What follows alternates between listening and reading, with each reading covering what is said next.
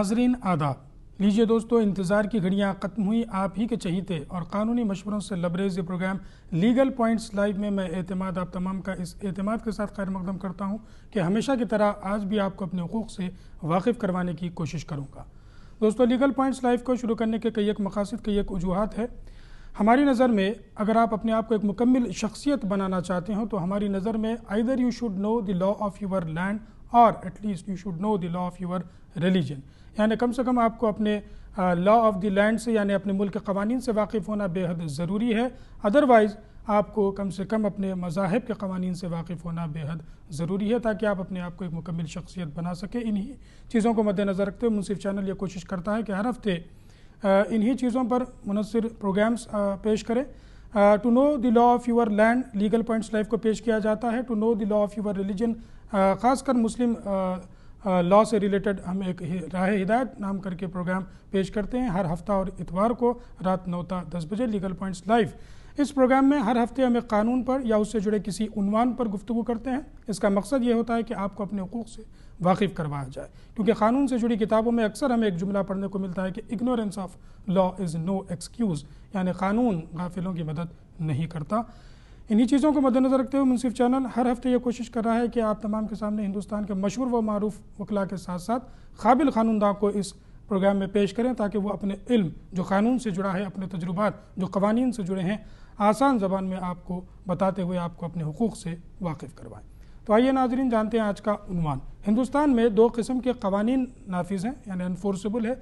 एक होता है पॉजिटिव लॉ जिसको मैन मेड लॉ भी कहा जाता है, यानी पार्लियामेंट और स्टेट असम्बलीज़ में जो कवानीन बनाए जाते हैं इनको पॉजिटिव लॉ या फिर मैन मेड लॉ से इसको लिया जाएगा। दूसरा किस्म का जो हमारे पास हिंदुस्तान में लॉ नाफिज है वो पर्सनल लॉज की बुनियाद पर होता है जिसको नेचुरल लॉ या फिर अदर वर्ड्स में डिवाइन लॉ भी कहा जाता है। तो आज हम जिस कानून पर गुफ्तगू करने वाले हैं वो डिवाइन लॉ ही है, यानी हम गुफ्तगू करेंगे स्पेसिफ़िकली आज का हमारा उन्वान होगा निकाह अंडर मुस्लिम लॉ, यानी मुस्लिम लॉ के तहत निकाह, इनके क्या शराइत होंगे, क्या इसमें चीज़ों की गुंजाइश है, शादी के वक्त क्या चीज़ों की गुंजाइश नहीं है। इन तमाम नुकात पर आज हम गुफ्तगू करने की कोशिश करेंगे और इस उन्वान पर गुफ्तगू करने के लिए आज हमने स्टूडियो में दो लीगल एक्सपर्ट्स को मदऊ किया है। सबसे पहले मेरी सीधी जानिब है वजाहत अंसारी एडवोकेट साहब, जो सुप्रीम कोर्ट ऑफ इंडिया में गुज़िश्ता एक दहाई से ज़्यादा आप सुप्रीम कोर्ट ऑफ इंडिया में प्रैक्टिस कर रहे हैं।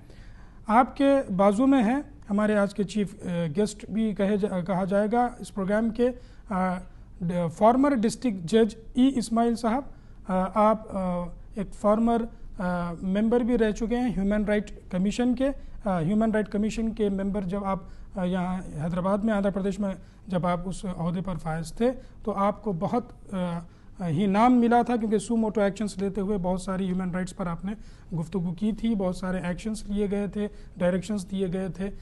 तो इस वजह से ई इस्माइल साहब को आंध्र प्रदेश में ख़ासकर बहुत अच्छी तरीके से जाना जाता है। बावजूद इसके आप बैनुल अक़वामी सतह पर भी शोहरत रखते हैं। तो आइए नाज़रीन, आप और हम मिलकर हमारे इस प्रोग्राम लीगल पॉइंट्स लाइव में आज के हमारे दोनों मेहमानों का हम खैर मकदम करते हैं। अस्सलाम वालेकुम साहब, आप दोनों हमारे प्रोग्राम में मौजूद हैं, हम बेहद खुश हैं। आपसे गुफ्तगू जारी रहेगी। उससे पहले हम चाहेंगे कि नाज़रीन हमारे फ़ोन नंबर्स हमेशा की तरह उम्मीद करता हूँ कि टेलीविज़न पर भी नज़र आ रहे होंगे, फिर भी मैं दोहरा दूँ 04066660058। एक दूसरा नंबर भी है 04066660059। दोस्तों, कॉल करते वक्त तीन चीज़ों को ज़रूर ध्यान में रखिएगा। सबसे पहले सवालात जो है मुख्तसर से हम तक पहुँचे, यानी लिख करके अगर आप बता दें तो ये टेलीफोन के एटिकेट्स भी होते हैं, आप उसको बता दीजिएगा। दूसरा, अगर आप हमसे सेल फ़ोन पर गुफ्तगू कर रहे हो तो प्लीज़ खुले में आकर कॉल कीजिएगा, ना ही कोई बंद कमरे में। तीसरा, अगर आप हमसे टेलीफोन पर गुफ्तगू कर रहे हो तो प्लीज़ टेलीविज़न की आवाज़ को बार बार हम अर्ज़ करते हैं बंद करके, म्यूट करके हमसे गुफ्तगू कीजिएगा। आइए नाज़रीन, प्रोग्राम का आगाज़ करता हूँ। इस उन्वान को हमने पिछले जुमे भी किया था, यानी मुस्लिम लॉ के तहत निकाह।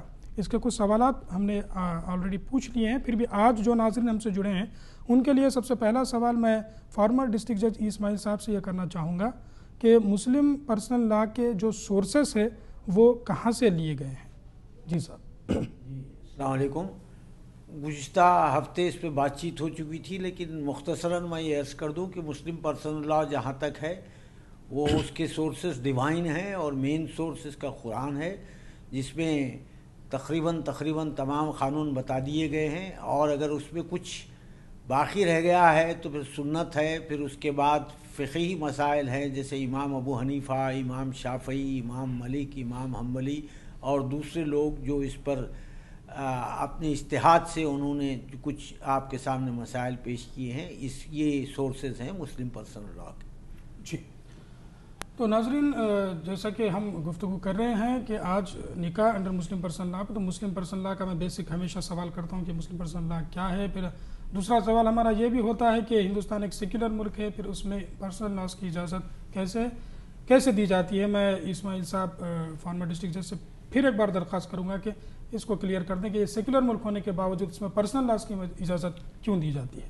देखिए, असल में मुस्लिम लॉ जो है वो पूरा का पूरा मुहित है आपकी ज़िंदगी पे, आपके रहने पे, क्रिमिनल, सिविल तमाम चीज़ें हैं। लेकिन चूँकि ये एक सेक्युलर मुल्क है और यहाँ कुछ 1857 के बाद यहाँ इंडियन पीनल कोड है, एविडेंस एक्ट है, तो तमाम चीज़ें उन एक्ट्स के तहत होती हैं। लेकिन जहाँ तक मुसलमानों के निकाह, इनहेरिटेंस, तलाक़ वगैरह के सवाल हैं, वो मुस्लिम पर्सनल लॉ कहते हैं। और कॉन्स्टिट्यूशन ऑफ इंडिया में इस बात की आज़ादी दी गई है कि जिसके मज़हब के जो क़ानून हैं उस क़ानून को वो फॉलो कर सकते हैं। इस तरह इस इजाज़त दी गई। जी, बहुत शुक्रिया। आज का मेरा अगला सवाल इस्माइल साहब से ये होगा, जो आज का हमारा टॉपिक है निकाह अंडर मुस्लिम पर्सनल लॉ। तो निकाह की क्या तारीफ़ मुस्लिम पर्सनल लॉ में बयान की गई है और इसके क्या शराइत होते हैं, आप ब्रीफली इस पर फिर से एक बार। मैंने इससे पहले भी कह दिया है कि निकाह जो है दो लोगों का, एक औरत और एक मर्द का मिलना या लगत आम और इसकी शराइत ये है कि दो गवाह होना, आखिल व बालिग गवाह होना, और दो गवाह या बिलवास्ता, या फिर ये है कि वो जाकर औरत से पूछ के आएँ और उसके बाद होने वाले शौहर से कहें और ईजाब व कबूल हो। और उनमें कोई इसमें क्या खाजी की ज़रूरत पड़ती है साहब? खाजी की ज़रूरत नहीं है, लेकिन खाजी की ज़रूरत आम तौर पर इसलिए ली जाती है कि ताकि वो उसूलन तो कोई आपको पढ़ना भी नहीं चाहिए, लेकिन पढ़ने की कोई ज़रूरत कंपलसरी नहीं है, लेकिन खुतबे निकाह चूँकि पढ़ा जाता है और चूँकि एक रिकॉर्ड भी रहने की ज़रूरत रहती है, इस वजह से खाजी की ज़रूरत पड़ती है। वरना खाजी की कोई ख़ास ज़रूरत क़ानूनन मज़हबन नहीं है जी, लेकिन चूँकि वो खाजी होने से फिर वो रिकॉर्ड रखने में और तमाम चीज़ों में सहूलत होती है, इस वजह से खाजी को भी रखा जाता है। ठीक। तो नाज़रीन, जैसा कि आज हम गुफ्तगू करें निकाह अंडर मुस्लिम पर्सनल लॉ पर, और ख़ासकर आज हमने अपने एक मेहमान को जो ख़ासकर सुप्रीम कोर्ट में प्रैक्टिस करते हैं, ख़ासकर हमारे इस प्रोग्राम के लिए हैदराबाद आए हुए हैं और हमने उनको मदऊ किया है इस प्रोग्राम में। वजाहत अंसारी एडवोकेट साहब जो गुज़िश्ता कमोपेश 15 साल से सुप्रीम कोर्ट ऑफ इंडिया में प्रैक्टिस कर रहे हैं। मेरा अगला सवाल इनसे ही होगा कि जो शादी के वक्त गवाह का मामला होता है, ये गवाह कितने होने चाहिए? क्या एक गैर मुस्लिम भी गवाह बन सकता है शादी के वक्त? गवाह के लिए 4 बातें रखी गई हैं। सबसे पहले जो कोई बच्चा ना हो और मुस्लिम होना ज़रूरी है गवाह के लिए, और 2 आदमियों का होना ज़रूरी है। अगर औरत गवाह नहीं हो सकती, लेकिन अगर औरत गवाह है तो 2 औरतें और 1 आदमी का होना ज़रूरी है। जी, कि गैर मुस्लिम इसमें गवाह बन सकता है? नहीं, गैर मुस्लिम को गवाह की इजाज़त नहीं है। जी, इस्माइल साहब आप इस पर कुछ बताएंगे कि गैर मुस्लिम या किसी दूसरों को इजाज़त क्यों नहीं दी? गैर मुस्लिम को इजाज़त नहीं दी गई है क्योंकि उसकी वजह यह है कि एक मजहबी मामला है। आमतौर पे ये समझा जाता है कि निकाह एक कॉन्ट्रैक्ट है, लेकिन नहीं, ये एक मजहबी मामला है और इस वजह से गैर मुस्लिम को इजाज़त नहीं दी गई है। लेकिन एक बात मैं साफ़ करता चलूँ कि ज़रूरी नहीं है कि मुस्लिम जो गवाह है वो मुत्तकी और परहेज़गार भी हो, इसकी कोई शर्त नहीं है। वरना ये बड़ा मुश्किल हो जाता कि लोगों को ढूंढना कि मुत्तकी और परहेज़गार आदमी को ही लिया जाए, तो एक आम मुसलमान भी गवाह हो सकता है। और जैसा कि वकील साहब ने कहा कि अगर औरतें हैं तो 1 मर्द और 2 औरतें होनी चाहिए गवाह के तौर पर। जी, उम्मीद का नाज़रीन इस बात को क्लियर हो गया होगा। शादी के वक्त महर दिया जाता है एक खातून को। मैं वजाहत अंसारी एडवोकेट साहब से दरख्वास्त करूँगा कि महर के बारे में आप कुछ अर्ज़ कर दें कि ये महर क्या होता है और किस तरीके से दिया जाता है। महर एक हक होता है मुस्लिम औरत का जो शादी से पहले अपने शौहर के सामने रख सकती है, और वो महर शौहर को देना होता है। जी, तो महर कब दिया जाना चाहिए? कोई ऐसा कोई बाउंडिंग है मुस्लिम लॉ में? बाउंडिंग तो नहीं है, देना तो शादी से पहले ही चाहिए जी, लेकिन बाउंडेशन नहीं है। अगर नहीं दे सकते हैं तो कह सकते हैं कि बाद में देने के लिए जी उनको कह सकते हैं। मैं मज़ीद इस पर गुफ्तगू करूंगा। एक कॉलर को शामिल कर लेते हैं, देखते हैं कौन सा और क्या जानना चाहते हैं। हेलो, आपका नाम और शहर का नाम बताइए प्लीज़। हेलो हेलो जी, आपका नाम बताइएगा प्लीज़। गालिबन कॉल मुझे यहाँ तक आवाज़ नहीं पहुँच पा रही है। गुफ्तगू जारी है। मैं इस्माइल साहब से जो फॉर्मर डिस्ट्रिक्ट जज रह चुके हैं, मैं उनसे दरख्वास्त करूँगा कि जो महर दिया जाता है इसमें क्या किसी किस्म का लिमिटेशंस होते हैं और महर को कब दिया जाना मुनासिब होगा मुस्लिम पर्सनल लॉ के तहत? मैंने इससे पहले भी गुज़िश्ता हफ्ते कहा था कि महर को जो है फौरी शादी के वक्त देना बेहतर है, सबसे बेहतर तरीक़ा वही है। लेकिन महर को बाद में भी देने का वादा किया जा सकता है। लेकिन आजकल चूँकि माशरे में गलत तरीक़ा चल निकला है कि महर बहुत बाद में दिया जाता है, तो लिहाजा चाहिए कि महर को जितना जल्दी हो वो अदा करे। और मैं इससे पहले भी कहा था कि जब महर ज़्यादा बढ़ा दिया गया हज़रत उमर रज़ी अल्लाह ताला अन्हु के दौर में, तो वो चाह रहे थे कि महर पे एक लिमिटेशन ला दें कि इतने से ज़्यादा महर ना दे सके। तो एक औरत ने उठ के खड़े होकर कहा कि अल्लाह ताला कुरान में कहता है कि अगर तुम अपनी बीवियों को ढेरों माल दे चुके हो बीवी को, तो फिर उससे अलग होते वक्त उससे माल वापस ना लो। तो इस बात जब उस औरत ने कहा कि जब अल्लाह ने कोई हद मुकर्रर नहीं की है तो आप कैसे हद मुकर्रर कर सकते हैं? तो हज़रत उमर ने कहा कि क्या अच्छी बात है कि मुझसे ज़्यादा बेहतर एक खातून, एक बूढ़ी खातून समझ रही है क़ानून को, लिहाजा महर की कोई मकदार नहीं है। लिहाजा हर आदमी को अपनी हैसियत के एतबार से महर देना चाहिए, लेकिन कम से कम महर मैंने इससे पहले भी कहा था कम से कम महर भी देना चाहिए, और वैसे या फिर महर फ़ातिमी देना चाहिए। ठीक है, एक कॉलर को शामिल करते हैं, देखते हैं कौन सा भी क्या जाना चाहते हैं। हेलो हेलो हेलो जी, आपका नाम और शहर का नाम? मेरा नाम रमेश है साहब। जी फरमाइए, कहाँ से बोल रहे मैं हैं? जैराबाद से बात कर रहा हूँ। जी फरमाइए। मैं एक टीवी चैनल पुराना अभी बंद हो गया वो टीवी चैनल। जी, वो टीवी चैनल में काम किया था मैं। ठीक है। वो मैं पीएफ आने का था 35,000। जी, कंपनी वाले विदाउट नोटिस दे रहे थे, सबको कंपनी बंद कर दी है। ठीक है। तो पीएफ अभी तक नहीं आया वो। जी, कंपनी में जाके पूछे तो जी, वो कोर्ट में केस डाल लो बोल के बोल रहा है। वो पीएफ नंबर, अकाउंट नंबर है सब है। ठीक है। उसके ऊपर कुछ एसआरसी में कंप्लेन कर सकते हैं? जी ठीक है, बहुत शुक्रिया जी। और कोई सवाल? और यही सवाल में कुछ डाउट है जी। हम जाके पीएफ ऑफिस में पूछे थे, ऑफिसर को पूछे तो उन्हें जाके ऑफिस में कुछ जनरेटर वगैरह जब्त करके सीज डाल दिया। ठीक है। तो अभी तक पीएफ तो नहीं आ रहा। अभी क्या करना चाहिए उसके लिए? एसआरसी में कुछ कंप्लेंट फाइल कर सकते हैं हम पीएफ ऑफिस के ऊपर, नहीं तो और कंपनी के ऊपर? ठीक है, बहुत शुक्रिया, आपने हमें कॉल किया। ज़रूर जो भी मुनासिब जवाब होगा ज़रूर दिया जाएगा, क्योंकि आपका सवाल आज के उन्वान से रिलेटेड तो नहीं है। फिर भी मैं जज साहब से बाद में दरख्वास्त कर लूँगा कि इस पर कुछ कहना चाहें तो ज़रूर कहिएगा। तो महर की जो लिमिट है, मैक्सिमम किसी किस्म की लिमिट नहीं रखी गई है। मिनिमम में कम से कम 10 दीनार का जिक्र आता है। बाज़ स्कॉलर्स उसको कहते हैं कि 10 दीनार मिनिमम देना चाहिए। बहरहाल ये डावर का मसला है। एक अहम सवाल महर के ताल्लुक़ से मैं जज साहब से पूछना चाहूँगा कि इस महर को कंसिडरेशन का नाम दिया जाता है, क्योंकि माना यह जाता है कि मुस्लिम लॉ एक कॉन्ट्रैक्ट है, तो उसमें कंसिडरेशन होता है। कि ये कंसिडरेशन है या फिर क्या मिसअंडरस्टैंडिंग है, इसको जज साहब आपको बताएंगे। नहीं, ये कंसिडरेशन तो नहीं है, लेकिन ये है कि चूँकि उस ज़माने में और बल्कि अब भी अक्सर औरतें चूँकि काम काज नहीं करते हैं, तो उनको माशी तौर पर आज़ादी महसूस होने के लिए और इस बात के तौर पर भी, एहतराम के तौर पर भी, आप देखते होंगे कि बाद आदमी एहतराम के तौर पर भी दिया जाता है कि औरत जो अपने आप को जो है अपने शौहर के सुपुर्द कर रही है, तो एहतरामन भी उसको महर को देना चाहिए। और ये इस्लाम से पहले भी ये महर का सिलसिला चले आ रहा था अरब में। तो उसी चीज़ को इस्लाम ने, जो भी अच्छी चीज़ें थी उसको इस्लाम ने बाकी रखा। इसी तरीके से महर को भी बाकी रखा। और मैंने कहा था कि ये सिंपल कॉन्ट्रैक्ट नहीं है, बल्कि इसमें को है मजहबी चीज़ भी है, और इसमें मियाँ बीवी के काफ़ी हुकूक़ हैं और एक दूसरे के हकूक़ भी रखना चाहिए। इसको एक सिंपल कॉन्ट्रैक्ट नहीं समझा जा सकता। जी, बहुत शुक्रिया। अनंतपुर से रहमत साहिबा हमसे जुड़ गई हैं, देखते हैं क्या सवाल है इनका। हेलो। हाँ जी, अस्सलाम वालेकुम जी, सबको भी वालेकुम सलाम, फरमाइए। हाँ जी, मेरा सवाल है कि मेरे शोहर गुजर गई जी। हमारे पास 3 घर है, ठीक है। और थोड़ी सी जगह है, और मेरे 3 बच्चे हैं जी। और उस जायदाद को किस तरह तकसीम करना है जरा बताना। आपके लड़के लड़कियां कितने हैं? कितने लड़के कितने लड़कियां हैं आपको? हेलो,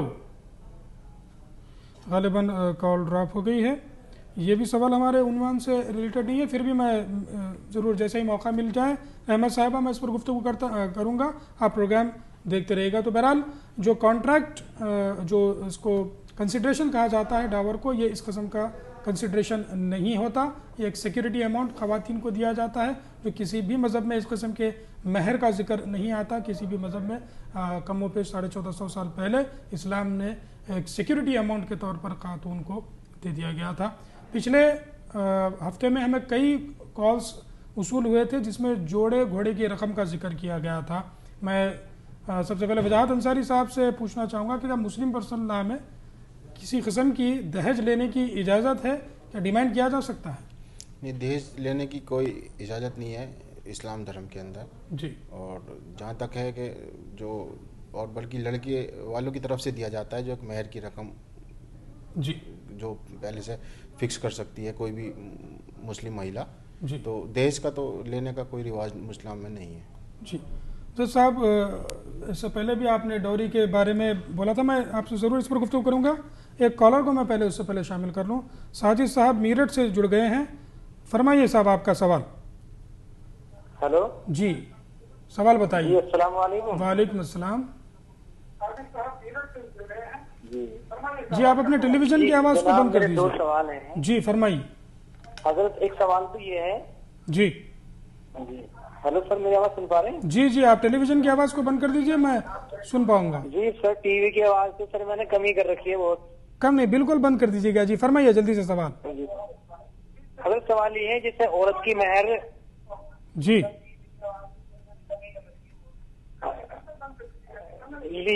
सफर में सुनूंगा। जी, फरमाइए। जी हजरत, मैं भी बतला रहा हूँ। जैसे पहला शोहर ने अपनी बीवी को तलाक दे दी, अगर वो अब हलाला कराना चाह रहा है, ठीक है जी, पहले शोहर ने मिसाल के तौर पर अपनी बीवी को तलाक दे दी जी, ठीक है। दूसरा सवाल। हाँ, तो सर वो हलाला किस सूरत में करवाए और कैसी नियत करके, किस तरह नियत करनी चाहिए, मुझे इसके बारे में वजाहत से अगर आप मेरी इसमें सलाह फरमा दें। जी, ये जो तलाक दी गई है, 3 तलाकें एक साथ दे दी गई थी।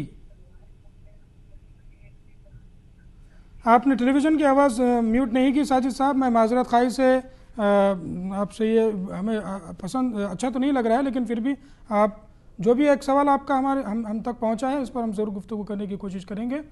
जैसा कि हम गुफ्तगू करें तो जोड़े घोड़े की रकम यानी दहेज जो आजकल फैशन बन गया है ख़ासकर हिंदुस्तान में, ये क्यों बना? मैं जज साहब से दरख्वास्त करूँगा इस पर रोशनी डालें। मैंने कहा कि ये जहेज़ का कोई तस्वुर नहीं था, लेकिन जब हम हिंदुस्तान में आए, हिंदुस्तान से मेरी मुराद ये है कि अनडिवाइडेड हिंदुस्तान, जिसमें हिंदुस्तान, पाकिस्तान, बांग्लादेश सब आ जाता है जी। तो यहाँ चूँकि आज़ादी के बाद तक भी औरतों को कोई, हिंदू औरतों को कोई वो उनको विरसा नहीं मिलता था, यानी उनके वालिद के इंतकाल के बाद या वालदा के इंतकाल के बाद उनकी जायदाद में से कुछ हिस्सा नहीं मिलता था। तो इस वक्त इसलिए वो लोग शादी के वक्त ही अपनी बेटी को बहुत कन्यादान देना कहते थे, उसके साथ और बहुत कुछ जो भी माल दे सकते थे बाप उसी वक्त दे देता था, ताकि बाद में उसको हिस्सा नहीं मिलेगा। और ये चूँकि अब मिक्स्ड कल्चर की वजह से ये जोड़े घोड़े का तरीक़ा भी मुसलमानों में राइज हो गया, लेकिन जोड़े घोड़े को मांग कर लेना या इस नीयत से शादी करना कि इतना जोड़ा मिलेगा, घोड़ा मिलेगा, ये ना सिर्फ नाजायज़ है बल्कि हराम है। जिस तरीके से दूसरी चीज़ें हराम हैं ये भी हराम है। अलबत्ता अगर वालिदैन कुछ खुशी से कुछ थोड़ा बहुत दे देते हैं अपनी मर्ज़ी से, तो वो बेटी को देते हैं, वो भी दामाद को नहीं, तो वो बेटी के लिए जायज़ है। जी, उम्मीद के माकूल आपको जवाबात मिल रहे होंगे। जैसा कि हमें एक कॉलर उसूल हुई थी, मैं जज साहब से दरख्वास्त करूंगा इस पर कुछ कहना चाहें। टीवी चैनल था साहब जो बंद हो गया है विदाउट नोटिस के, वहाँ के लोगों को, एम्प्लॉयज़ को निकाल दिया गया, पीएफ की अमाउंट इनको नहीं मिल रहा है, इन हालात में वो क्या कर सकते हैं? देखिए, जब मैं इंडस्ट्रियल ट्रिब्यूनल में था तो मैं ये ख्वाहिश किया था, रिप्रेजेंट भी किया था कि यहाँ पीएफ के लिए भी यहाँ क़ायम किया जाए, लेकिन जहाँ तक मुझे इल्म है अभी यहाँ कुछ क़ायम नहीं हुआ और ये आपको दिल्ली ही की कोर्ट में जाना पड़ेगा। मैं समझता हूँ वकील साहब बेहतर बता सकेंगे कि दिल्ली ही में पीएफ का कोर्ट बाकी है और उस कोर्ट को आपको अप्रोच करना पड़ेगा। वज़ीर साहब इस पर कुछ कहना चाहेंगे सवाल पर? देखिए, पैसा लेने के लिए वो कोर्ट में जा सकते हैं जी, और अपने कई दो तरह के केस कर सकते हैं। अगर वो उन्होंने जानबूझ के मतलब पैसा नहीं दे रहे हैं तो उसके लिए क्रिमिनल केस भी कर सकते हैं जी। पैसा लेने के लिए वो अपना कोर्ट में केस फाइल कर सकते हैं। जज साहब, ये क्या लेबर कोर्ट में लोगों को जाना होगा या फिर? जी हाँ, जब मैं इंडस्ट्रियल ट्रिब्यूनल में था तो मैंने यहाँ के हाई कोर्ट से भी कहा था और एक के कम से कम यहाँ एक पावर दे दिया जाए यहाँ पीएफ के लिए जी। तो जैसा कि आपके इंश्योरेंस एम्प्लॉयज़ का है आपके, तो उस तरीके से इनको पावर दिया जाए, लेकिन मुझे नहीं मालूम कि अभी दिया गया नहीं दिया गया। उस दौर में तो सिर्फ दिल्ली में ही कोर्ट था जहाँ पीएफ के लिए आप जा सकते थे। जी, रहमत साहिबा ने अनंतपुर से कॉल किया था। जज साहब, इनके शौहर का इंतकाल हो गया है, कितने लड़के कितने लड़कियां थी ये बता नहीं सकी।